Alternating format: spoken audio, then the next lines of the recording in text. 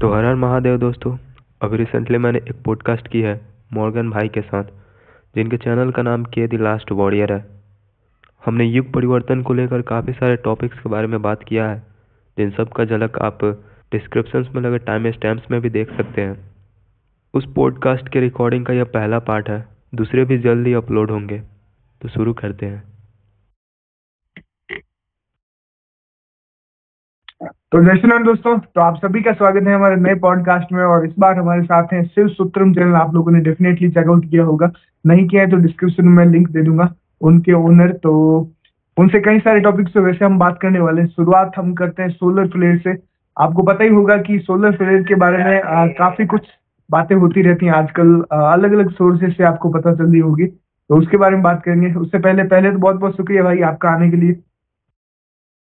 जी। वैसे मैं भी शुरू करने से पहले आपको कुछ बोलना चाहता हूँ। और- जब आप पूछे ना मुझसे पॉडकास्ट करने को, उससे लगभग 1 महीना पहले मुझे सपना आया था कि मैं आपके साथ पॉडकास्ट कर रहा हूँ, और आज वो सच भी हो रहा है। क्या बात है। मतलब कि भविष्य का झलक एक सपना में दिख गया। क्या बात है।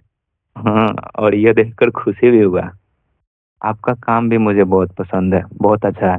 मतलब आजकल देखा जाए ना तो लोग मेन स्ट्रीम लाइन में जो ट्रेंड में होता है ना, उसी के पीछे भागते रहते हैं।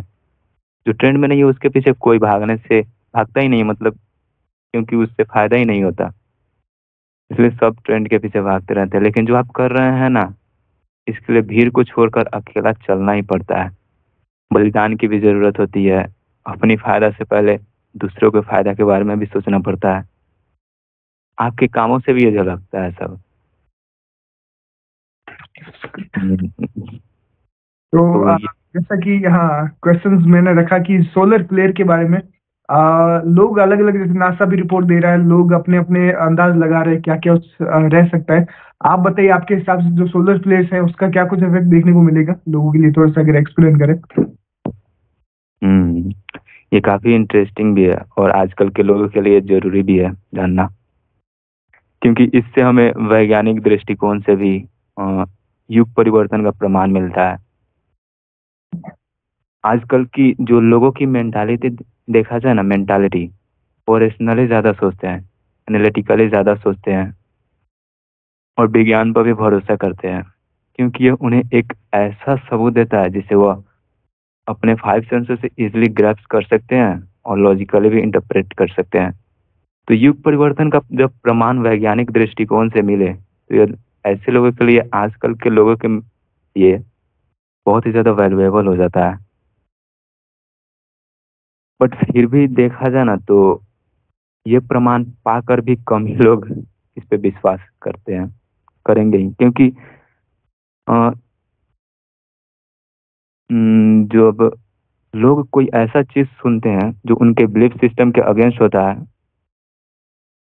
तब उनके मन का जो डिफेंसिव मैकेनिज्म है ना, वो ऑन हो जाता है। कई लोग इससे अपरिचित रहते हैं, इसलिए इस मैकेनिज्म के चपेट में भी आ जाते हैं और विश्वास नहीं करते। लेकिन फिर भी कोशिश तो हमारा जारी रहेगा, करते हैं। वैसे शुरू इसके बारे में बताने से पहले मैं आपको ये बताना चाहता हूँ कि कुंडलिनी जागरण से हमारा कैसे कॉन्शियसनेस पावर बढ़ जाता है, आपको पता है? ओके, आप एक्सप्लेन कीजिए थोड़ा सा इसको भी। क्योंकि प्राकृतिक तौर पे देखा जाए ना तो होता यह है कि जब हम कुंडलिनी को जागृत करते हैं, तो प्राकृतिक तौर से हमारे शरीर में इंटेंस एनर्जी का संचालन होने लगता है। हमारी जो 72,000 नाड़ियां होती है, उसमें जितने भी ब्लॉकेज हैं वो सब हट जाते हैं, जिसमें हम एनवायरनमेंट से भी बहुत अच्छे से कनेक्ट हो जाते हैं। इसकी वजह से उसमें से लाइफ फोर्सेस, जो कि प्राण शक्ति है, वो फ्लो होती है, जिसकी वजह से हमारे बॉडी में भी इंटेंस एनर्जी का सप्लाई होने लगता है। और जब यह इंटेंस एनर्जी हमारे बॉडी में फ्लो होता है, तो हमारे बॉडी में आयंस क्रिएट होने लगते हैं। आयंस को आप चार्ज पार्टिकल की तरह समझ सकते हैं। एटम्स में इलेक्ट्रॉन, न्यूट्रॉन और प्रोटॉन होते हैं। ये सबको पता है। और जब प्रोटॉन और इलेक्ट्रॉन का संख्या बराबर होता है ना, तो चार्ज न्यूट्रल होते हैं, ये भी पता है।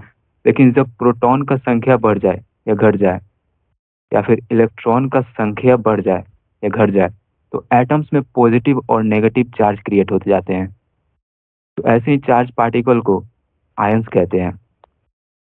ये आयंस हमारे बॉडी में तब बनता है जब हमारा बॉडी इलेक्ट्रोमैग्नेटिक वेव से कोलाइड करता है, या फिर जब कुंडलिनी शक्ति ऊपर की तरफ रिलीज होता है, पूरे बॉडी में फैलने लगता है। उसके एनर्जी से भी, उसके एनर्जी के इंटेंसिटी के वजह से भी ये बॉडी में हमारे क्रिएट होता है। और ये जो आयंस जब क्रिएट होते हैं, तब यह हमारे बॉडी में प्लाज्मा जनरेट करता है। प्लाज्मा को आप नॉर्दर्न लाइट की तरह समझ सकते हैं। ये ठीक है। हेलो, हाँ आवाज हाँ। आ रही? हाँ, तो प्लाज्मा को आप नॉर्दर्न लाइट की तरह समझ सकते हैं। जो नॉर्थ साउथ पोल में लाइट आसमान में चमकते हैं ना, उसके तरह समझ सकते हैं। वो बेसिकली चार्ज्ड पार्टिकल होते हैं प्लाज्मा। इनको हॉट गैस भी कहा जाता है, लेकिन यह गैस नहीं होता है। असल में जब आप इसको कूल डाउन करेंगे ना, तब गैस की फॉर्मेशन होती है। तो इस बात से ही अंदाजा लगा सकते हैं कि प्लाज्मा और गैस में क्या अंतर है। प्लाज्मा चार्ज पार्टिकल से बने होते हैं। इनका एक यह प्रॉपर्टी होता है कि जब यह मैग्नेटिक फील्ड के कांटेक्ट में आते हैं, तब यह फिलामेंट का रूप धारण करने लगते हैं। फिलामेंट आप समझ रहे हैं ना? अ, वो रेशेदार लाइन जो बनता है ना इलेक्ट्रिसिटी के फ्लो होने से, हम्म, उसे ही फिलामेंट कहते हैं।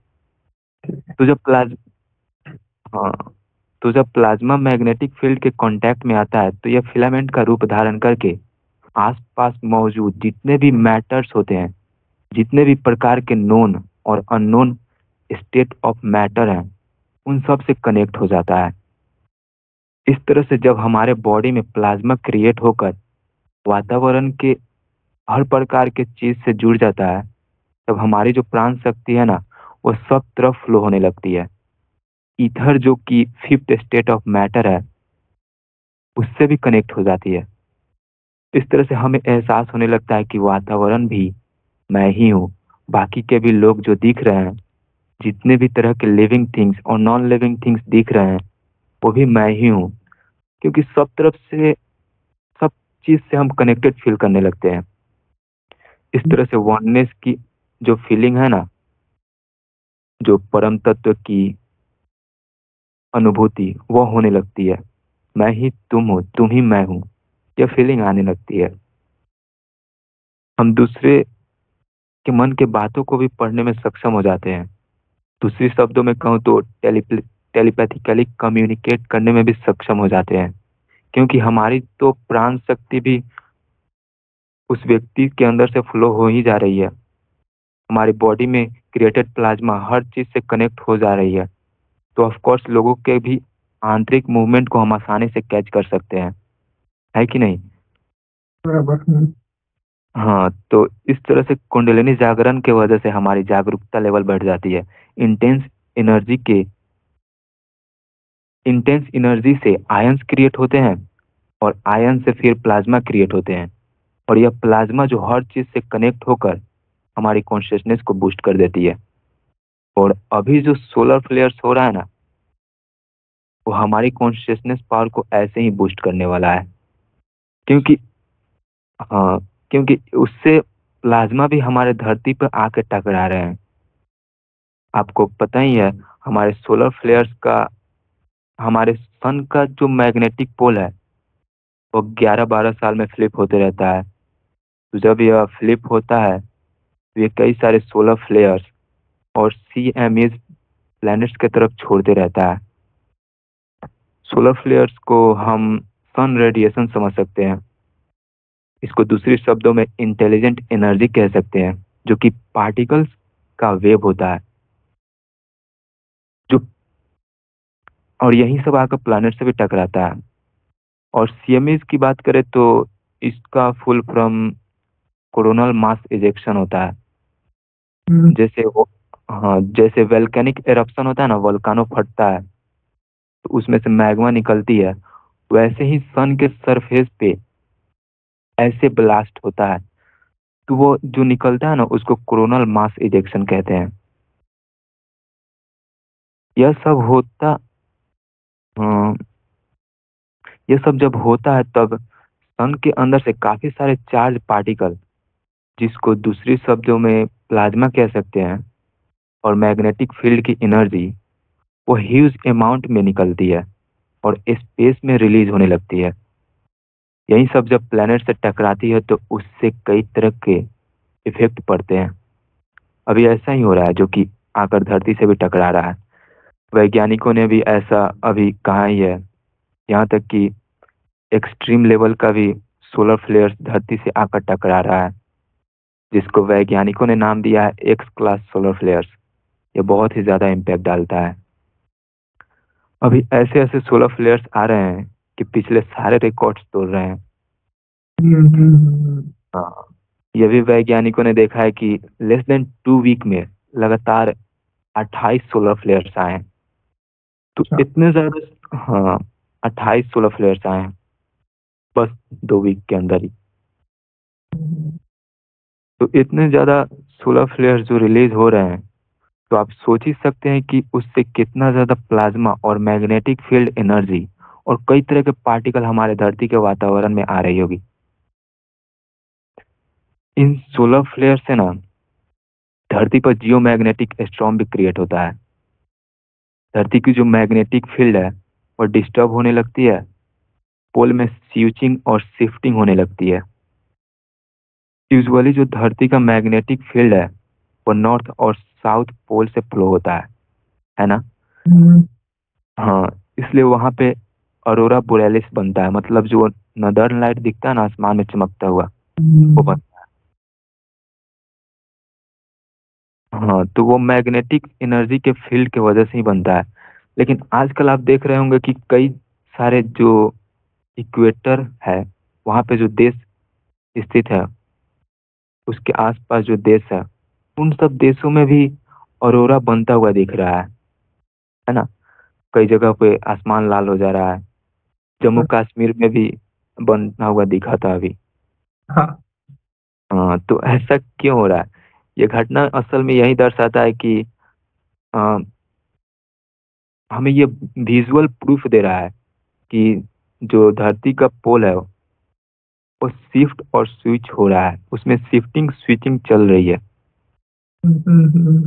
हाँ, और यह सब सोलर फ्लेयर्स की वजह से ही हो रहा है। तो ऐसे सोलर फ्लेयर्स की वजह से हमारे वातावरण में बदलाव भी हो रहा है। ये जियो मैग्नेटिक स्टॉर्म जो धरती पर क्रिएट करता है, उससे पोल स्विच उससे सिर्फ पोल ही स्विच नहीं होते, बल्कि यहाँ पर एनवायरनमेंट में मैग्नेटिक फील्ड के इम्पल्स के वजह से करंट भी जनरेट होते हैं। वही करंट जो धरती पे मौजूद पावर लाइंस है उसमें भी एंटर कर जाते हैं। और जब यह करंट ज़्यादा हो, जो कि सोलर फ्लेयर्स के इंटेंसिटी पर डिपेंड करता है, अगर सोलर फ्लेयर्स ज़्यादा इम्पैक्टफुल रहा तो धरती पे जनरेटेड करंट भी ज़्यादा रहेगा। तो यह तो यह ज़्यादा हो तो धरती पे जो इलेक्ट्रिकल वायरिंग जो है और इलेक्ट्रिकल डिवाइसेस जो है, उसके वायर में भी यह करंट एंटर कर जाता है और फ्लो होकर उस डिवाइस को भी अफेक्ट कर देता है। ज़्यादा पावरफुल होगा तो धरती पे लगी ट्रांसफार्मर भी ब्लास्ट कर देता है, कई जगहों पे शॉर्ट सर्किट क्रिएट कर देता है, पावर हाउस भी डैमेज कर देता है। यहाँ तक कि रेडियो कम्युनिकेशन भी बंद हो जाते हैं, जीपीएस भी काम करने बंद करने लगते हैं, इंटरनेट भी चलने बंद हो जाएंगे, सैटेलाइट से कनेक्शन टूट जाता है। मतलब एक के सेंटेंस में कहा जाए तो यह सोलर फ्लेयर्स उस सिस्टम को कर उस सिस्टम को खत्म करने में मदद कर रहा है जिस पर अभी ये दुनिया चल रहा है। ऐसा ही है। एक तरह से देखा जाए तो ये बहुत अच्छा भी है, क्योंकि आजकल जो माइंड कंट्रोल टेक्निक्स यूज की जाती है पॉपुलेशन को कंट्रोल करने के लिए, इसका एक मुख्य रास्ता इंटरनेट है, टीवी है, कम्युनिकेशन और मीडिया है कि नहीं? बराबर। इससे ही इससे ही अधिकतम लोग आजकल के ब्रेन वॉश्ड होते हैं और कंट्रोल भी किए जाते हैं। तो सोलर फ्लेयर्स की वजह से जब यह सब बंद हो जाएंगे तो लोगों को माइंड कंट्रोल के कड़ी से आज़ाद होने में भी मदद मिलेगा, उनका डिटॉक्सिंग होगा इन सब से। और इस बीच वातावरण में भी सन से प्लाज्मा आ ही रहे हैं, इलेक्ट्रोमैग्नेटिक सिग्नल्स भी आ ही रहे हैं, तो ये ह्यूमन बॉडी को इफेक्ट करके प्लाज्मा जनरेट करेगी। इससे लोगों का कॉन्शियसनेस बढ़ेगा, वननेस की वो अनुभव करने लगेंगे। इससे एक दूसरे के बीच में प्यार भी बढ़ेगा, दुनिया में हार्मोनी क्रिएट होने लगेगी। इस तरह से सोलर फ्लेयर्स हमारे प्लैनेट्स को भी रिफ्रेश कर रहा है। बराबर। हाँ। तो जितने भी मेरे ख्याल से लोग हैं, आप लोगों ने सोलर फ्लेयर्स के बारे में पूछा था कि क्या कुछ इफेक्ट डालते हैं। जो लोग साइंटिफिक दृष्टि से भी युग परिवर्तन के बारे में जानना चाहते थे, मेरे ख्याल से इन्होंने बहुत अच्छे से एक्सप्लेन किया इन सभी चीजों को, किस तरह से वो इफेक्ट डाल रहे हैं और डालेंगे आने वाले समय में। और कुछ ही हफ्तों में कितनी सारी सोलर फ्लेयर्स आ चुकी हैं ऑलरेडी, वो भी आप देख पा रहे होंगे। तो काफी खास चीज है ये, और अभी जो सिस्टम चल रहे हैं वो बिल्कुल भी ठीक नहीं चल रहे हैं, तो उसी के कारण है। तो इसी से अगला सवाल निकल के आता है, जैसे कि युग परिवर्तन के बारे में बात करते हैं। बहुत सारी संस्थाएं भी हैं जो इस चीज को मानती हैं, और अब तो काफी लोग भी मानने लगे हैं। तो सबसे पहले तो अगर युग परिवर्तन हो रहा है, तो चीजों में जो नेगेटिविटी हम देख पा रहे हैं, आपने भी नोटिस किया होगा, लोग बुराई की तरफ जो बढ़ रहे हैं, एक तरह से जो चरम दिख रहा है, लोगों का भी एक पीक आ रहा है बुरे कर्मों का, और जो सिस्टम भी है एक तरह से हिला हुआ है। तो युग परिवर्तन और इस चीज का कैसे एक साथ बैठता है, और फिलहाल इस चीज को एक्सप्लेन कीजिए मेनली कि युग परिवर्तन कैसे हो रहा है, क्योंकि एक तरफ तो बुराई बढ़ रही है पूरी तरह से, तो कैसे लोग हम्म, बिलीव करते हैं कि हाँ युग परिवर्तन हो रहा है। हम्म, ये जो युग परिवर्तन को लेकर विपरीत स्थितियां बन रही है, ये काफी ज्यादा लोगों में कंफ्यूजन क्रिएट कर रही है। देखने में बिल्कुल अपोजिट लगता है। युग परिवर्तन अगर हो रहा है तो इसकी अपोजिट स्थितियां क्यों बन रही है? लोगों में सत्व गुणों की बढ़ोतरी दिखनी चाहिए अधिकतम लोगों में, लेकिन तमस गुणों की बढ़ोतरी ज्यादा दिख रही है। लोग ज्यादा इगोटिक और लालची होते हुए भी दिख रहे हैं। सिविल अ, सिविल वार भी करीब आता जा रहा है, जबकि दुनिया में शांति बढ़ना चाहिए। नेताओं के बीच में भी समझौता होना चाहिए और शांति बढ़ना चाहिए, लेकिन यह एक दूसरे की तरफ उकसकते हुए दिख रहे हैं। तो यह सब भी देखते हुए भी कैसे कह सकते हैं कि युग परिवर्तन हो रहा है? इसको इसको ना हम ऐसे समझ सकते हैं, अंत ही प्रारंभ होता है, डिस्ट्रक्शन के बाद ही सृजन होता है। ये कहावत भी, ये हमने सुना भी होगा। इस कॉन्सेप्ट को समझ के इस कंफ्यूजन से निकला जा सकता है, इसको हम मतलब क्लियरली देख सकते हैं। हम इसे इस एग्जाम्पल से समझ सकते हैं। आपको पता ही है कि खेतों में नए बीज रोपने के लिए पुरानी फसल को काटना पड़ता है। तो हम्म, वैसे इस दुनिया में अगर अच्छे बदलाव लाने हैं, तो जो करेंट वर्ल्ड की सिस्टम है और करेंट जो लोगों की पर्सनालिटी है, जो कि आपको पता ही है काफी ज्यादा एगोटिक है, उसे नष्ट तो होना ही पड़ेगा ना। आप बराबर। ध्यान से सोच कर, हाँ, आप ध्यान से सोच कर देखिए कि दुनिया में नए और अच्छे बदलाव कैसे आ सकते हैं। तभी ना आएंगे जब अभी की सिस्टम और अभी जैसा लोगों का आंतरिक रूप है, पर्सनालिटी है, वो नष्ट होगा। हम्म, नष्ट होने के बाद ही तो इन्हें एक नया रूप दिया जा सकता है कि नहीं? एक दूसरी एग्जांपल से इसे ऐसे भी समझ सकते हैं कि एक गिलास में पानी भरा हुआ है, उसमें दूध डालना है तो कैसे डालेंगे? पहले पानी को उड़ल कर हटाना ही ना होगा, तभी तो दूध के लिए खाली जगह बचेगा। वैसे ही इस केस में भी है। और आपको पता ही है कि नष्ट करने वाले काम महाकाल करते हैं। समय चक्र के द्वारा वो अभी करेंट सिस्टम जो है और लोगों की जो करेंट ईगो है, पर्सनालिटी है, उसे डिस्ट्रॉय कर रहे हैं, ताकि इसको नए रूप में ढाला जा सके। इसलिए इस युग परिवर्तन के दौरान हमें विपरीत स्थितियां दिख रही हैं। जो करेंट सिस्टम है वो कैसे डिस्ट्रॉय हो सकती है? वर्ल्ड वॉर 3 हो गया, नेचुरल डिजास्टर्स जिसमें सोलर फ्लेयर्स के द्वारा क्रिएटेड जियो मैग्नेटिक स्टॉर्म भी हो गया, है कि नहीं? ये सब बड़े बड़े इवेंट्स, इसी प्रकार के इवेंट्स होंगे तो जो वर्ल्ड की सिस्टम है करप्ट, वो डिस्ट्रॉय होगी ही होगी। यह सब हो गया तो वर्ल्ड के सारे सिस्टम कोलैप्स कर जाएगी। इसलिए अभी हम यह सब होते हुए देख रहे हैं। नेताओं को एक दूसरे के प्रति भड़कते हुए देख रहे हैं ताकि वर्ल्ड वॉर क्रिएट हो और करप्ट सिस्टम कोलैप्स हो। ये परिवर्तन के लिए बहुत ही जरूरी है। होगा ही होगा, ये मुझे भी पूरा विश्वास है। साथ में कई सारे प्राकृतिक आपदाएं भी हो रही है। ये भी करंट सिस्टम को डिस्ट्रॉय करेगा ही। और जो लोगों की आंतरिक रूप है, जो कि अभी काफी एगोटिक है, ये करेंट लोगों का रूप कैसे नष्ट हो सकता है? अभी ना, जब उनके अपने सोच और कर्म के अकॉर्डिंग फल मिलेगी। बुरा करेंगे तो बुरा फल मिलेगा, जब अच्छा करेंगे तो अच्छा मिलेगा।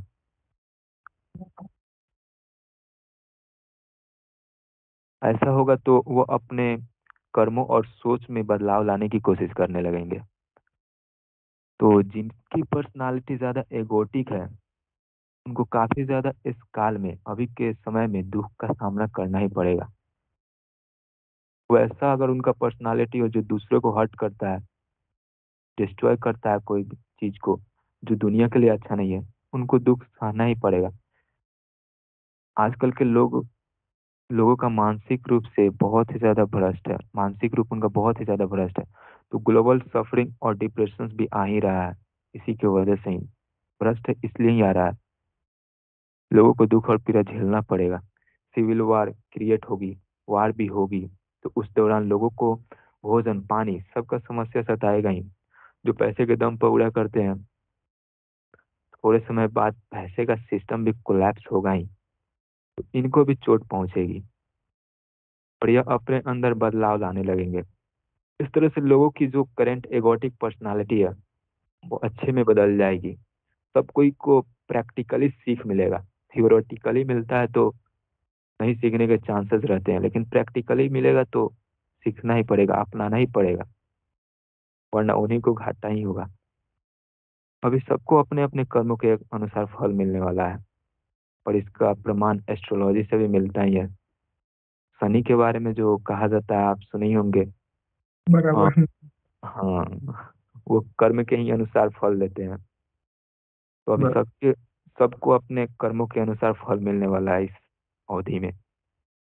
इसलिए बहुत ही जरूरी है अच्छा आचरण अपनाना, धर्म का पालन करना, वरना दुख झेलने के लिए तैयार होना ही पड़ेगा। तो इस तरह से देखा जाए तो अ, महाकाल करप्ट सिस्टम को, और जो करप्ट एगोटिक नेचर है लोगों का, उसको डिस्ट्रॉय कर रहे हैं ताकि इसको नए रूप से ढाला जा सके। अभी डिस्ट्रॉइंग की प्रक्रिया चल रही है, जिसे देखकर लग रहा है कि युग परिवर्तन नहीं, बल्कि और भी हम डार्क फेज में कलयुग के एंटर कर रहे हैं। लेकिन यह सब होते वक्त भी अगर हम यह देखें कि कैसे लोगों के अंदर बदलाव आ रहा है, कैसे लोगों की चेतना शक्ति उभर रही है, कैसे वह माया को पहचान रहे हैं। आपको पता ही है, अभी के लोग डार्क सोसाइटीज के सीक्रेट्स को भी समझ रहे हैं कि दुनिया में कैसे कंट्रोल और मैनिपुलेशन कर रहे हैं, इसको भी समझ रहे हैं। तो यह सब को लेकर अगर हम इंट्यूशनली और इंटेलेक्चुअली सोचे, तो पता चलता है कि हाँ, अभी युग परिवर्तन ही चल रहा है। युग परिवर्तन अभी हो ही रहा है, और इसके प्रमाण कई जगहों से मिल रहे हैं। यहाँ तक कि जो पिरामिड्स है ना, वहाँ पे भी कुछ एंशियंट रिकॉर्ड्स पाए गए थे, जिसमें कई सारे भविष्यवाणियां लिखी गई थी, और वो अच्छा। सच भी हुए।